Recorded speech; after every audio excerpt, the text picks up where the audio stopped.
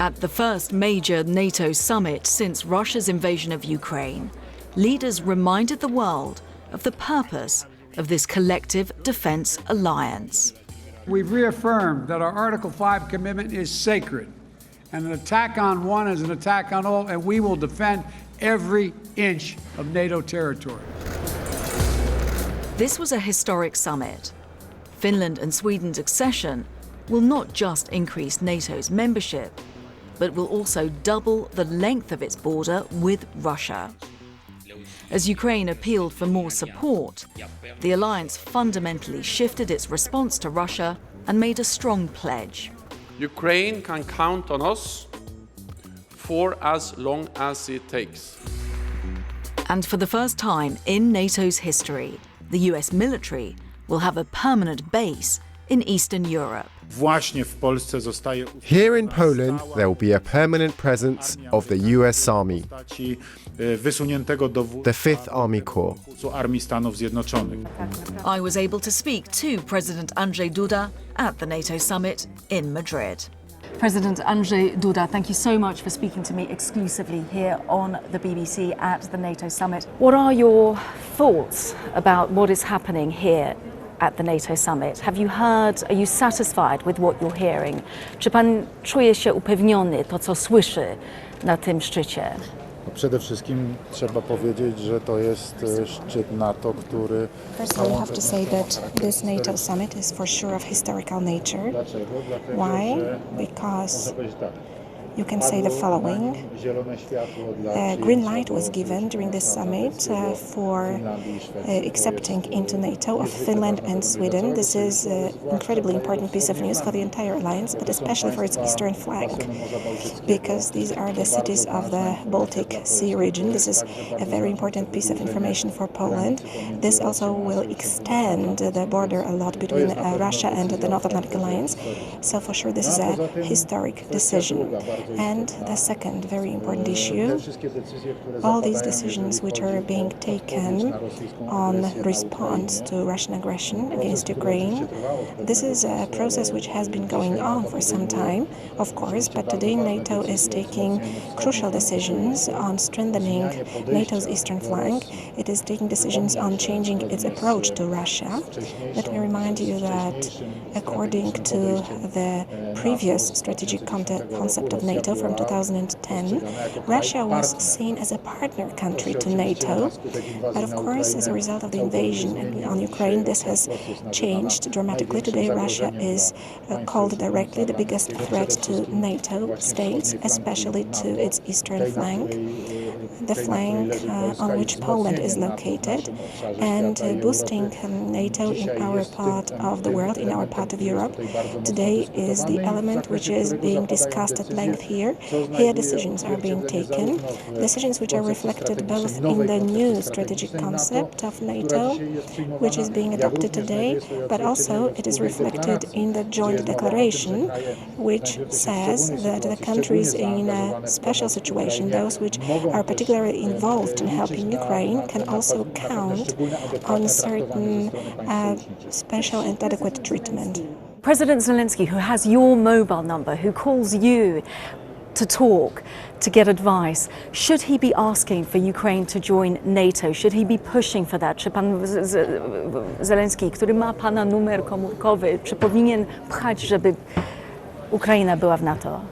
Przede wszystkim my...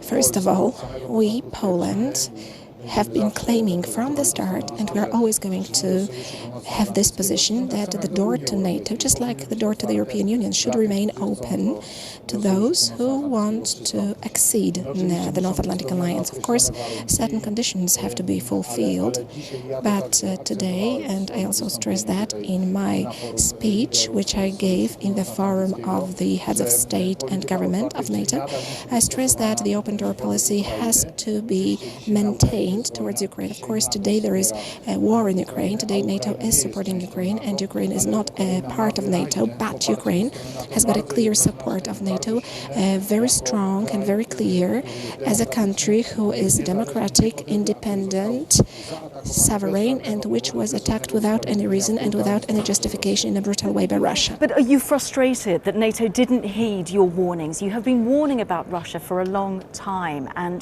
it fell on deaf ears. Are you not frustrated that it's come to this? Czy nie jest frustracja u pana prezydenta, że to tak długo trwało, zanim NATO zrozumiało potencjał Rosji? Nie mogę powiedzieć, żeby była we mnie jakaś frustracja. I cannot say that I feel some kind of frustration. I'm happy that NATO responds in an adequate way to what is happening east of Poland. And let me put it in the following way. From my perspective, from the Polish perspective, this response is satisfactory. Today we have got in Poland NATO troops deployed. Today we have got 11,000 US troops in Poland. Today we have got infrastructure in Poland. And today President Biden announced that U.S. prisons will be transformed into permanent prisons. The President stressed today that the first situation in which U.S. prisons is becoming permanent prisons is happening in Poland through stationing in Poland a 5th Corps command of the U.S. Army. So I can say I'm satisfied because today we feel in a strong way that our security is being boosted. If I can speak about any kind of sad kind of satisfaction when we were warning against Russia, I would refer this more to the European Union, not so much to NATO, because we were speaking that there is a Russian potential in terms of the possible gas domination. We warned that building Nord Stream 1 or Nord Stream 2 gas pipelines, circumventing Central Europe, Poland, but also Ukraine, Slovakia and other countries, means not only increased Russian domination in terms of gas over the European Union, but it also means a danger to some EU states and a danger to Central Europe, to Ukraine, for example. Unfortunately, this has become a fact and reality in recent months. We were not listened to, and today everybody can see in a very clear way what Russian energy dominance means. Poland's done so much for the refugees, so much. I saw it myself, the amount of refugees coming and being brought into Polish homes. I wonder, are you worried about the safety of Poland? Do you think Poland is at risk from Russia? Potentially, you can say as follows. Russian imperialism is something that we have known in Poland historically very well, and that is why we have adopted such a robust stance. That is why we have demanded support from NATO to make sure that the Polish people can feel safe and secure. But this is also why we are making decisions in Poland to adopt a new law regulating the Polish armed forces. This is the Act on the Defense of Homeland. We have increased our defense spending up to 3% of GDP in Poland.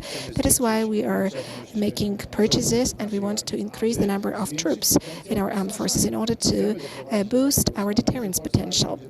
We want the Polish armed forces to be so strong that it would not pay off to anyone to attack us. If we add to this NATO support resulting from our membership of the alliance, we can be sure of our security, because attacking such a strong state with such a strong support would be madness, simply. And it would be doomed to misfortune. And this is what we are striving at in a consistent way, and we are consistently implementing our policy in this respect. President Andrzej Duda, thank you very much for speaking to us exclusively here on BBC World News. Thank you so much for your time. We'll let you get on. Thank you so much. So we just saw there President Andrzej Duda speaking about the support that Poland is getting, the union of NATO, how important this is for Poland specifically. And he was saying about the sadness that he feels that they had been warning. Poland was among those countries who had been warning about the risk of threat of Russia for a long time, and it was falling on deaf ears. And now there is this sense that if only they'd listened a little bit earlier, if only the international community had heeded what Poland had been saying for a long time now. He even mentioned how at the summit, the last time the strategic concept for NATO was put together, the Russian president was at the summit himself. It was President Dmitry Medvedev. He was at the summit. NATO was talking about partnerships with Russia.